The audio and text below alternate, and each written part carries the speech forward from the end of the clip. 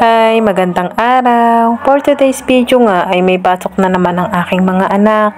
Palagi nga akong tanghali nagigising kaya pati sila nadadamay na din. Tuwing natutulog nga ako sa gabi, pasado 1:00 na ng umaga. Nakasanayan ko na nga ang matulog ng ganong oras. Kahit naman walang cellphone ay hindi rin ako makakatulog ng maaga. Ari na nga't balik na nga tayo, nakaligo na ang panganay ko dyan. Sa mga oras na yan ay pinapaliguan ko yung pangalawa kong anak. Ito namang panganay ko ay marunong nang maligo ng mag-isa. Dini nga lang ako nahihirapan din sa aking pangalawa. Bukod nga sa napakabagal kumain sa umaga ay hindi pa rin siya marunong maligo ng sarili niya. Kung maliligo naman siya ay siguro ay maraming tira-tirang mga sabon sa kanyang katawan. Pero sa ngayon nga tinuturuan ko na siyang maligo ng mag-isa. Sabi ko nga sa kanya hindi palaging nandito ako para paliguan ko sila. Pero pag nagsi-CR siya, ay nakakautay na siya na maghugas ng kanyang sarili. Mas maigi naman nga na natuturuan na natin silang alamin ang kanilang sarili mag-isa. Hindi naman sila hinahatid na at napakalapit naman ng school dito. Sinusuotan ko nga siya dyan ng medyas at sabi ko nga ay mamaya-maya ay pumasok na siya at huwag nang ihatid ng kanyang ama. Kung di nyo nga natatanong, kahit malapit ang school dito ay gustong-gusto ng pangalawa ko na ihatid siya ng kanyang ama. Tingnan nyo naman at nakita nga ang camera, pati camera ay pinagtitripan ng dalawa na to. Palagi nga silang magkasama pero palagi din sila nagbababag tuwing umaga. Tapos nga pumasok ng ating mga anak, hindi nga dyan natatapos ang gawain nating mga nanay. Nagliligpit naman nga ako ng aming hinigaan kaninang umaga. Wala naman bago kasi araw-araw naman ganito ang routine nating mga nanay. Habang nagliligpit nga ako ng hinigaan namin, meron nga talagang batang palagi na lang kamali-mali tuwing umaga. Bago ko nga ng extension na yan ay palagi na lang niyang nilabas at kinukuha nga sa loob ng Durabox. Inaalis ko nga yung cover ng kama dyan ay hindi naman umalis yung bata na yan. Kahit anong pagpag ko nga ay hindi talaga siya umalis. Tingnan nyo naman at tuwang-tuwa pa. Hindi ko na nga natiis at iyan na nga binuhat ko na.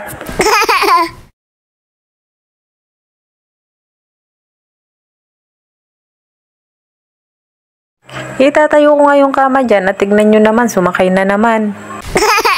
Araw-araw ko nga tinatayo ang kama na to kasi tuwing umaga hindi na nga nagdadiaper ang baby James nyo.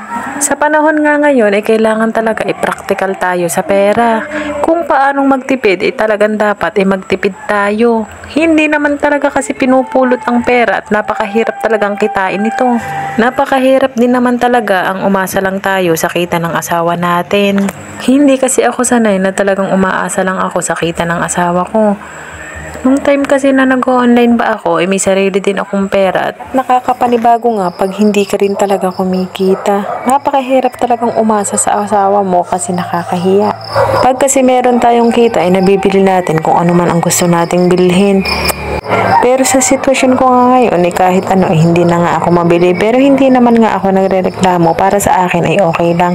Mabilhan ko lang ng mga gamit ang mga anak ko at kahit sila na lang wag na ako. Pagkatapos nga niyan ay mag-aalmusal na nga kami at magsasangag na naman ako. Lagi na nga lang itlog ang ulam namin at wala naman ngang ibang mabibili dito at malayo nga kami sa bayan. Habang nagluluto nga ako ay nakatungtong sa upuan itong anak ko. Binaba ko nga siya dyan ay tingnan nyo naman at sumakay na naman. Normal lang talaga mapulol habang nagbo-voice over tayo. Mayroon nga tirang kanin dyan ako kaunti at isasangag ko na naman nga iyan. May nakikimali-mali na naman na bata na yan. Tingnan nyo naman ang ginagawa. Di lalandi nga yung kanin at tingnan nyo naman. Nakatungtong pa nga sa upuan.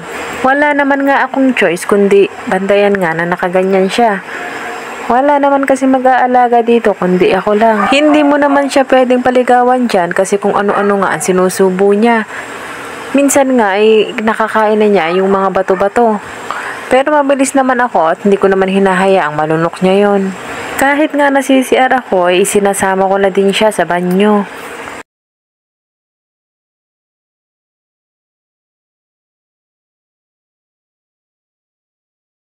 Nag-init nga ako ng isang basong tubig dyan at magkakape nga ako. Isang baso nga lang ang iniinit ko dyan kasi masasayang lang kung dadamihan ko. Wala din naman kasi nga kaming termos at nasira na. Ari na nga ang niluto kong sinangag at itlog at saka kape. Naglagay nga ako ng Mang Tomas dyan. Ewan ko ba kung ako lang ang naglalagay ng sausawan sa itlog na ganyan. Meron ngang isang bata dyan na nakasampa na naman sa upuan. Itatabi ko nga muna tong aking kape at baka nga mahawakan niya at mabanlian pa siya. Hi mga mami, kain po tayo. Tuwing ang kumakain ako ay sinusubuan ko na ang baby James na yan. Tuwi kasi nga bubutawin ko siya ay napakahirap ng butawin at nagliligalig talaga siya. Kayo ba mga mami, ilang taon nyo binutaw yung mga anak nyo? Pero para sa akin naman, okay lang naman kahit hanggang 2 years old pa siya mag-breastfeed. Yung sa panahon nga ngayon ay napakahirap kitain ng pera tapos magkagatas pa. Hanggat kaya pa naman ay okay lang. Dadamihan ko na nga lang ang kain lagi para may madede siya sa akin. Meron nga pala akong nabiling isda, yun nga pala yung dumpilas. Halagang 50 pesos nga yun at napakadami na ng isda na yun.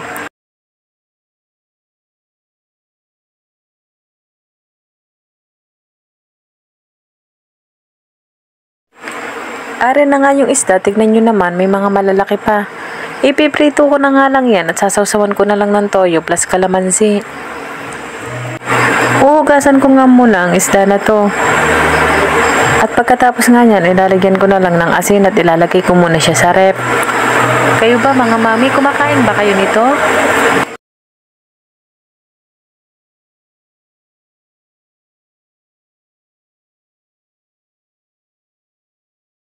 Hinalo-halo ko nga muna yan para yung asin ay tumalab sa isda.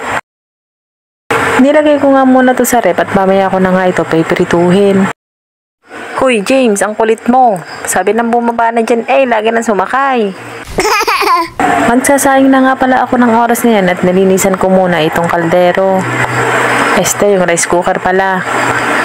Kung maakyat nga ang baby James nyo dyan, tignan nyo naman. Hindi natatakot, baka mahulog siya. Magsasayang nga ako ng 2 gatang lamang at saka kalahati. Pagtingin ko nga sa bigasan, paubos na pala, hindi pa nga bayad yan.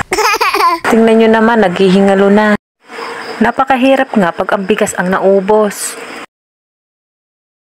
Huhugasan ko nga muna ang sinaing. Katapos nga yan, isasalang ko na yan sa rice cooker.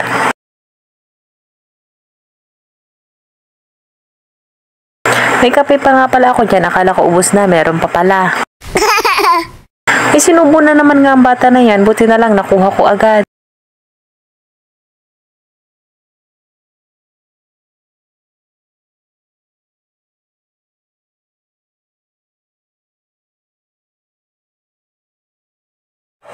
Pagkatapos ko nga dyan, nagpunas-punas at naglinis-linis na ako.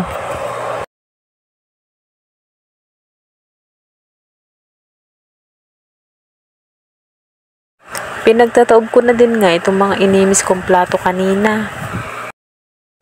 Hanggang dito na lamang ang video ko. Maraming salamat!